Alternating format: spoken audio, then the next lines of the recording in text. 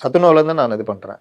திருடாதே பாப்பா திருடாதே, வறுமை நிலைக்கு பயந்து விடாதே, திறமை இருக்கு மறந்து விடாதே. வறுமை நிலைத்து பயந்து விடாதே அப்படின்னா, இன்னைக்கு பலரும் வந்து நம்ம வாழ்க்கை இப்படி போதே, நம்ம இதாயிடுவோமோ அப்படின்னு ஒரு அந்த பயத்திலே எந்த முயற்சி எடுக்காம இருப்பாங்க. அப்போ அவருடைய வாழ்க்கை முன்னேற்றம் அடிபடும். அதனால வறுமை நினைத்து பயந்து விடாதே, திறமை இருக்கு மறந்து விடாதே அப்படின்னு. வறுமை நிலைக்கு பயந்து விடே, திறமை இருக்கு மறந்து. அதுல தான் புகழ்பெற்ற வரி, திட்டம் போட்டு திருடுற கூட்டம் திருடிக் கொண்டே இருக்கிறது, அதை சட்டம் போட்டு தடுக்கிற கூட்டம் தடுத்து கொண்டே இருக்கிறது. திருடராய் பார்த்து திருந்தா வீட்டை ஒழிக்க முடியாது. இதெல்லாம் கவிஞர்கள் எழுதினாலும் அவர்களை பிழிந்து சக்கையாக பிரிந்து சாரை எடுத்தவர் எம்ஜிஆர்.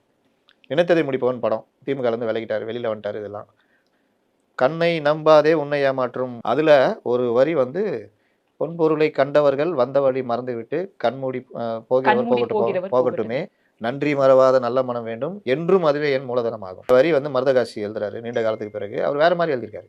எம்ஜிஆர் அவரை மேக்கப் ரூம்ல கூப்பிட்டு இதை வந்து கொஞ்சம் இப்படி மாத்திக்கலாமா அப்படின்னு. என்னென்ன நீங்க போய் கேட்குறீங்க, நீங்க தான் என்னென்ன நீங்க சொல்லுங்கண்ணே எப்படி பண்ணலான்னு, இல்லை இந்த மாதிரிலாம் வைக்கலாமா, நல்லா இருக்குண்ணே நான் யோசிச்சதோட இது நல்லா இருக்குண்ணே. இல்லை அந்த வரிகள் வந்து எம்ஜிஆருடைய வரிகள் ஆக்சுவலா. நன்றி மறவாத நல்ல மனம் போ என்றும் அதுவே என் மூலதனம் ஆகும்.